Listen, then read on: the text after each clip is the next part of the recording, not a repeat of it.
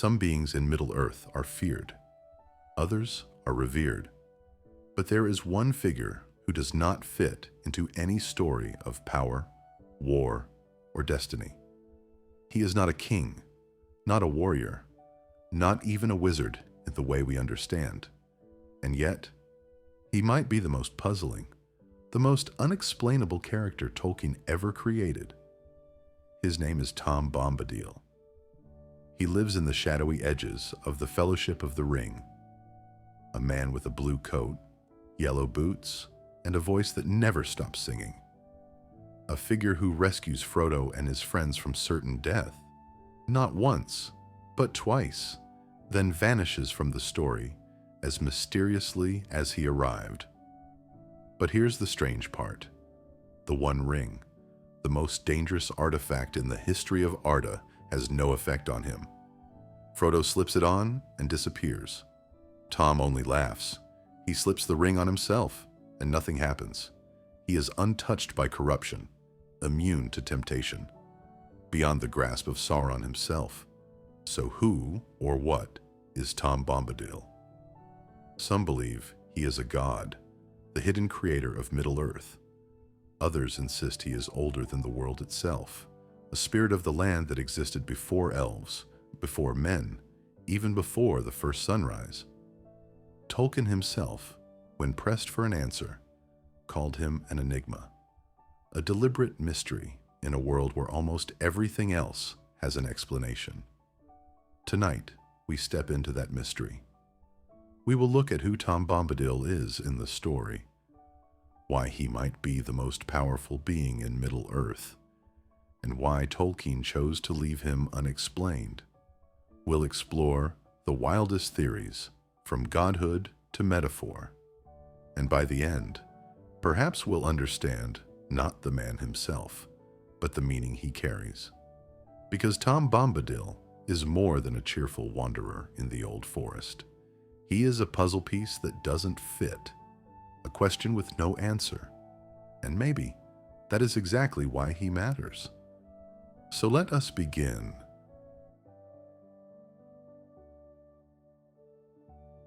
Our first true glimpse of Tom Bombadil comes in the old forest, just beyond the borders of the Shire.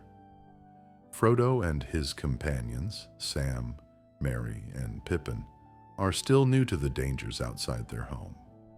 They expect adventure, yes, but not the kind of darkness that waits for them in those ancient woods.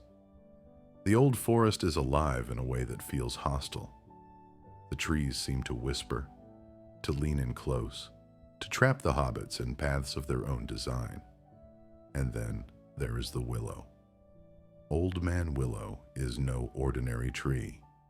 He is ancient, malevolent, filled with a strange and lingering malice.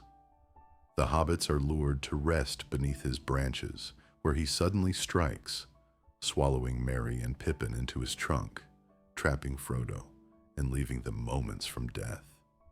It is one of the first times the hobbits realize just how unprepared they are for the wider world. And then, out of nowhere, comes Tom Bombadil, singing, not brandishing a sword, not casting a spell, not riding in with banners of war. He simply sings. His words flow like nonsense rhymes, playful and strange, and yet the effect is undeniable. At the sound of his voice, the Old Man Willow trembles. He releases the hobbits, groaning in pain, as if forced by a power far greater than his own. Tom Bombadil has saved them, effortlessly, joyfully. It doesn't stop there. Later, the hobbits fall into an even darker trap, the Barrow-downs. These haunted hills are home to the Barrow-wights, ancient spirits that linger with cold malice, preying upon travelers who stray too far from the road. The hobbits are captured, bound in a chilling tomb, their lives moments from ending beneath a spectral blade. And once again, Tom arrives. Again, he does not fight. He does not summon lightning or swing a mighty weapon. He simply sings, and the Barrow-wight flees. His voice scatters the shadows. His cheer pushes away despair. For the second time, Tom Bombadil rescues the Fellowship before it has even truly begun. It's here that readers first begin to understand that Tom is unlike anyone else in Middle-earth. He seems to appear when needed most, unconcerned by danger, untouched by fear. To the hobbits, he is a guardian angel. To us, he is a puzzle. If Tom is powerful enough to bend the old forest to his will, to banish wraiths with a rhyme, what else might he be capable of? And more importantly, if such a being exists, why does he not take part in the wars that shape the fate of the world? That question leads us to the strangest scene of all, the moment when Frodo offers him the One Ring. The One Ring is the heartbeat of Tolkien's legendarium. It corrupts kings and warriors. It tempts the wise and the good. Even Gandalf, bearer of immense strength and wisdom, refuses to touch it, knowing it would twist his power into something dark. And yet, in Tom Bombadil's hands, the ring becomes nothing. During the Hobbit's stay in Tom's home, Frodo hesitantly shows him the Ring of Power. Out of curiosity, Frodo slips it on, just as he has done before. As always, the world shifts, and Frodo vanishes from sight. But this time, something strange happens. Tom looks right at him. He sees Frodo, invisible to all others, and laughs. It is as if the ring's magic doesn't even exist. Then, Tom takes the ring himself. He twirls it in his fingers, slips it onto his own hand, and lifts it up for all to see. There is no vanishing, no dark shadow falling over him. The ring, which bends all wills, bends none of his. To prove it, Tom flicks the ring into the air and makes it disappear with a simple trick. The hobbits panic. Has he destroyed it? Lost it? But with a smile, Tom reveals it again and hands it back to Frodo as if it were a child's toy. In this moment, the most dangerous artifact in Middle-earth, the very object that drives the story of the Lord of the Rings, becomes powerless, not broken, not unmade, but irrelevant. And this raises questions that echo louder than Tom's laughter. If he cannot be corrupted, if the ring has no sway over him, why not give it to him? Why not let Tom Bombadil be the keeper or the destroyer of the One Ring? Even Elrond's council wrestles with this thought. Some suggest entrusting the ring to him, hiding it away in his forest, where it would be forgotten. But Gandalf offers a chilling answer. Tom would not care. The ring has no power over him precisely because he does not value it. He might misplace it, ignore it, or let it slip from his mind. And in time, when Sauron's power grew strong enough, even Tom might not withstand the Dark Lord's armies. Still, the fact remains, no other being in Middle-earth is so immune. Kings, elves, wizards, even the Dark Lord himself are bound to the ring's will. Tom Bombadil alone stands apart. Who could he be, that he is outside even the rules of power that bind the world? That question has haunted scholars, fans, and readers for decades, and it is the gateway into the countless theories about Tom's true nature. Tom Bombadil resists every attempt to be defined, yet that has never stopped readers, scholars, and fans from trying. Over the decades, dozens of theories have been born, each one attempting to place Tom into the grand puzzle of Tolkien's legendarium. Some are bold, some are mystical, and some feel like riddles themselves. Let's explore the 4 most enduring explanations.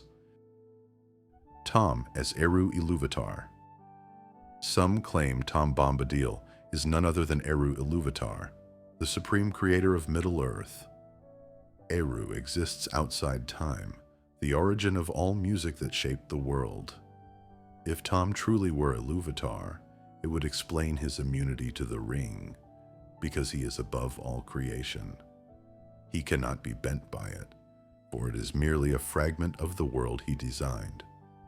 It would also explain his odd power. He sings, and the land obeys. He commands nature not by force, but by harmony, much like Eru's own music at the dawn of Arda. But Tolkien himself was cautious here. He once dismissed this interpretation directly, writing that Tom is not God. Iluvatar never enters the stage of Middle-earth directly. He is a distant presence, not a singing figure in yellow boots. And so, while the theory sounds grand, it doesn't quite fit.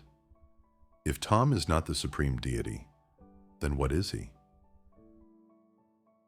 Tom as a Vala or Maya, a spirit like Gandalf or Sauron.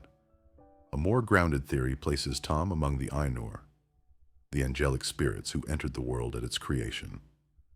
The Valar shaped the lands, while the Maiar served as their helpers. Sauron, Saruman, Gandalf, and even the Balrogs are all Maiar. Could Tom be one of them? It would explain his powers. Like Gandalf, he wields authority over nature. Like a Balrog, he has ancient strength. Perhaps he is a Maya who never chose sides, refusing both Morgoth's rebellion and the Valar's struggle. Yet here, too, problems arise. Gandalf and the others are deeply tied to the fate of the world. They act with purpose. Tom, in contrast, seems detached, uninterested in the battles of Middle-earth. And Tolkien never hints at him being part of that host.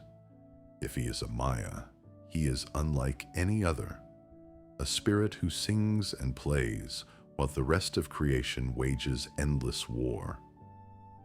But could Tolkien have meant for such a contradiction? Tom as the spirit of the land. Another theory, perhaps the most poetic, is that Tom Bombadil is the spirit of nature itself. He is called the First. He tells the hobbits that he remembers the first raindrop, the first acorn, the world before the elves awoke. His domain is limited to the old forest, the Barrow-downs, and the rivers. He has no interest in thrones or crowns, only in the life around him. The One Ring has no power, because the ring is about domination, and Tom cannot be dominated. He is not part of that game. He simply is. Tolkien himself once leaned toward this explanation, saying that Tom represents the spirit of the vanishing Oxford countryside, a piece of pure nature untouched by industry, war, or politics.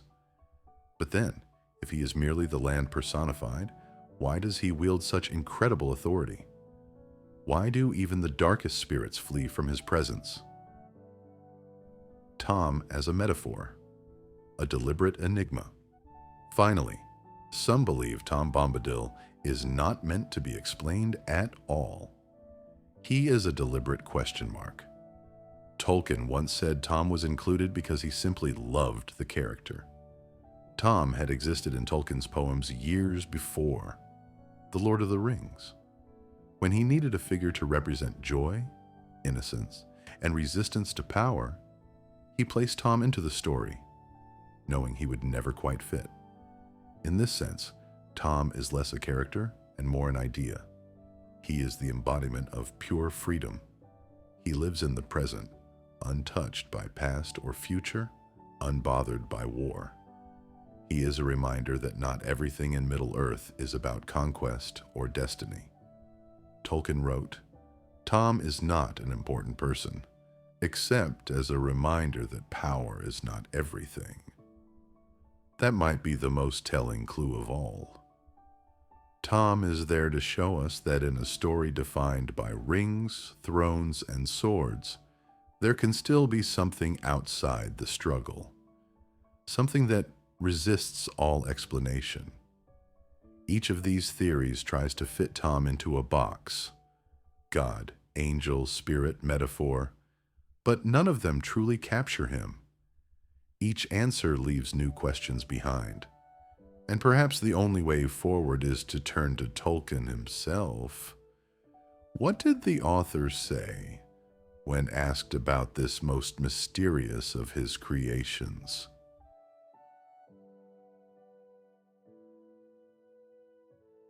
When readers first encountered Tom Bombadil in the Fellowship of the Ring, many were left baffled. Who was this singing wanderer in yellow boots? Why did he seem so unaffected by the very rules that bound all other beings?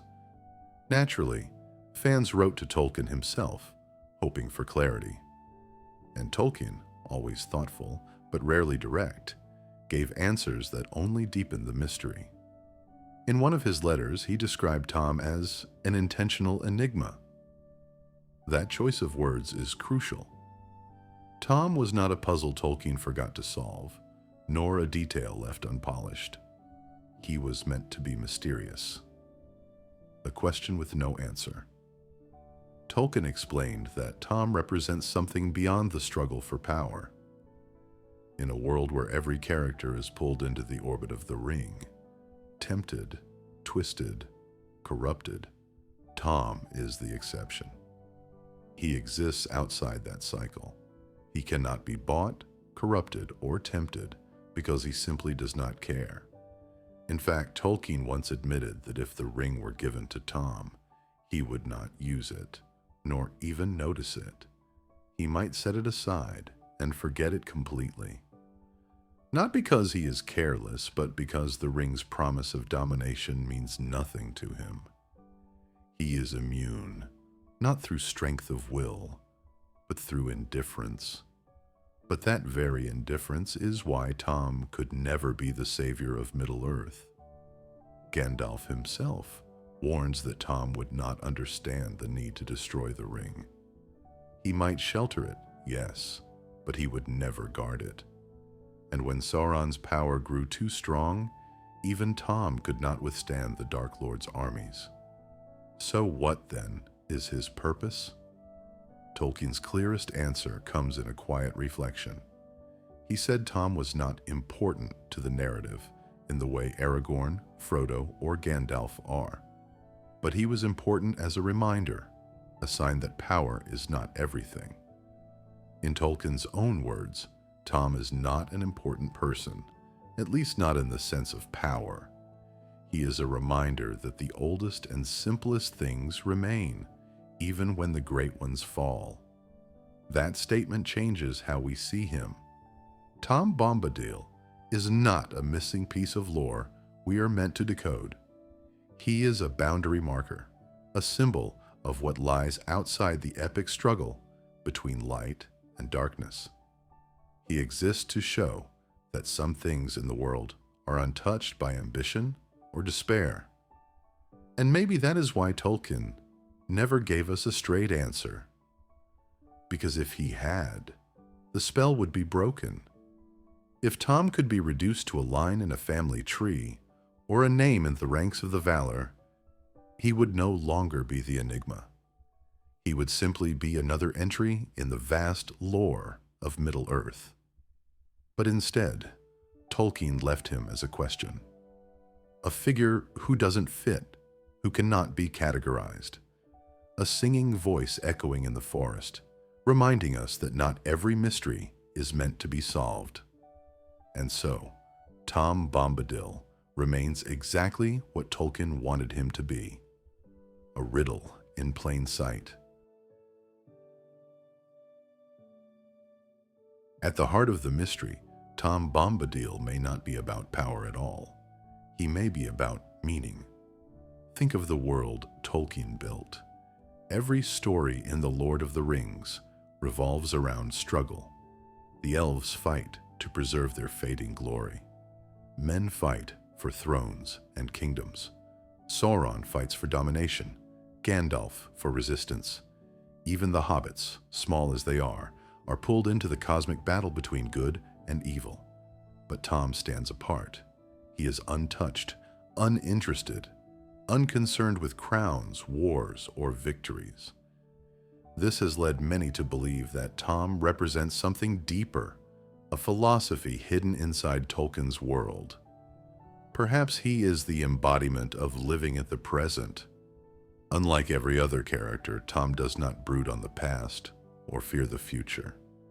He delights in what is right in front of him: the river, the trees, the song on his lips.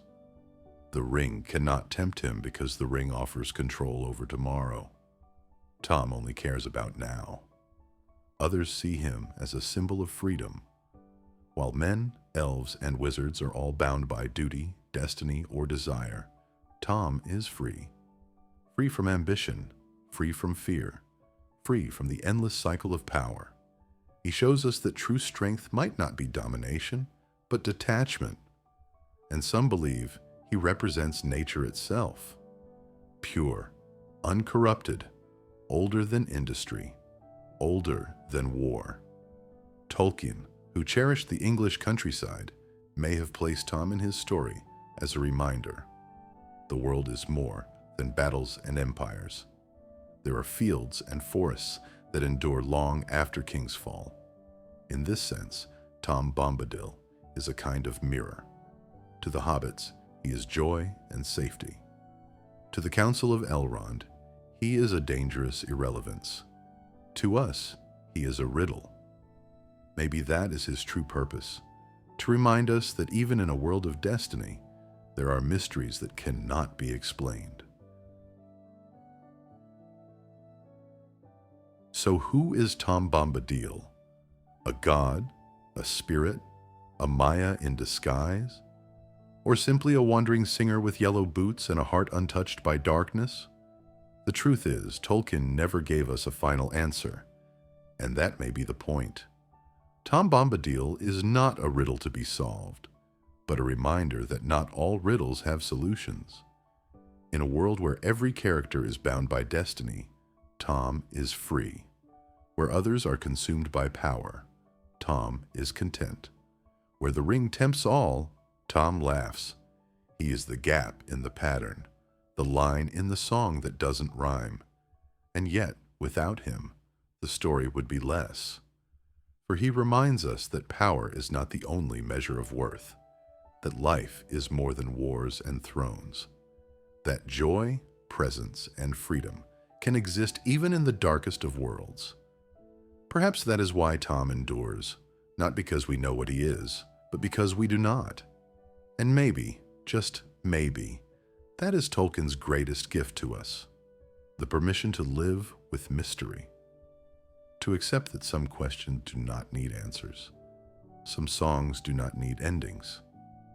Tom Bombadil is not there to be explained. He is there to be remembered.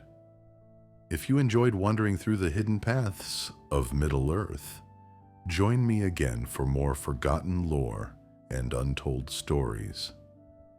Subscribe and step once more into the shadows of legend.